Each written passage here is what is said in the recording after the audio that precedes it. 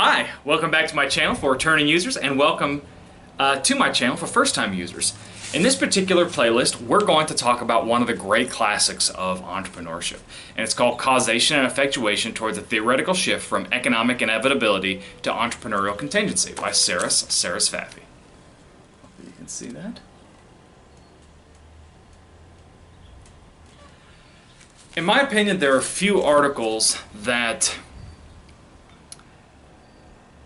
have had such a major impact in entrepreneurial theorizing while simultaneously having a writing style that makes this article so accessible to people irrespective of level. You know, when I work with high school students, we've read this and they've gotten something out of it. I've worked with practitioners, they've gotten something out of it. Bachelor's, MBA, and PhD students will all get different things out of this article, but it's just written in a very accessible way. So I really appreciate her writing style for that reason. That's why, to me, this is like a must give out in class as mandatory reading. And let me just tell you before I talk to you about the other contents of this playlist why this article is significant. Sarasvathy gives an interesting explanation. She says,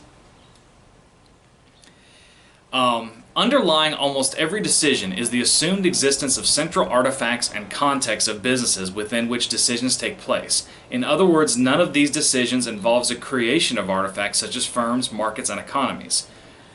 So what is she even saying? She's saying that when you learn macro or microeconomics, you assume that markets already exist. There's very little discussion about how markets change and evolve as, you know, new ideas, new industries, new forms of technology are continuously being created. Now, yeah, Ludwig Lockman talks about some similar things to this, but I really like the way Sarasvathy puts it. It's pretty accessible. And she gives the following comment as you get into page 244 in the article. She says, for example, the following are rarely, if at all, addressed in our curriculum. How do we make the pricing decision when the firm does not yet exist? i.e. no revenue functions or cost functions are given, or even more interesting, when the market or product service does not yet exist, i.e. there is no demand function. So how do you charge for a product that hasn't been established? And that's a very relevant question. Again, you think about how quickly technology is evolving now, and yeah, I got it. This article was written in 2001, or it was published in 2001, which meant she probably started writing it a couple of years before that. So she's almost kind of forecasted it. I mean, how would Steve Jobs have figured out how much to charge for the iPod? How much would you figure out how to charge for this new app and when there's nothing else like it on the market? It's an interesting question. Here's another one. How do we hire someone for an organization that does not yet exist? How do we even get people to apply for a contingent organization, or an organization whose existence is contingent upon acquiring employees, i.e. a knowledge-intensive firm such as a software company? So yeah, how do you convince someone to give up their day job to start a company is not on the ground yet, and yet you can't get the firm started until you get a certain number of people in the company? Right? Again, this is a big deal for software companies. Here's another question she asks. How do we value firms in an industry that did not exist 5 years ago and is barely forming the present, i.e. internet companies? You got to remember, this is the late 90s, early 2000s.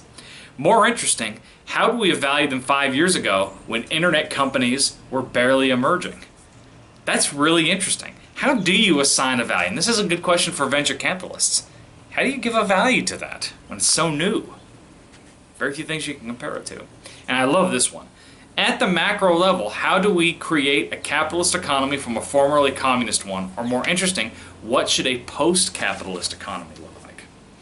So, I think this is pretty straightforward. How do you transform transitioning countries from communism or other forms of non-capitalist systems towards a capitalist model? Okay, that's pretty straightforward. But what I think is also an interesting question that she asks is, what does a post-capitalist economy look like? Now, Schumpeter talks about this a little bit. You know, he says there comes a point when people cease to have a sense of adventure, you know, their hobbies become more important than their work and stuff like that. I think in certain countries, like in Europe, you may kind of start seeing this post-capitalist economy. Although this coronavirus pandemic that's going around right now may be the starting point of a post-capitalist economy, where people start valuing their health and their survival more than making a lot of money. I don't know right now. It's too early for me to say. But these are the kinds of questions that effectuation can answer, and this is the significance of this article. So let me just tell you a little bit about what we'll talk about in the next videos. So I'm going to go ahead and break down causation for you in the following video. Then the video after that, we're going to talk about effectuation. Then I'll compare the two processes based on a table that she's got in this article. I'll talk about the two thought experiments with Curry in a Hurry and U-Haul. Then we'll have a video looking at risk and uncertainty. We'll talk about how causation and effectuation relate to other kinds of theories. Then we'll discuss the types of causes, and we'll wrap up with some of the propositions and conjectures that she comes up with. This is an exciting playlist, and I hope you enjoy it. As always, give me a thumbs up, that's a like if you like any of my videos. Make sure you comment down below, and please subscribe. I'll see you next time.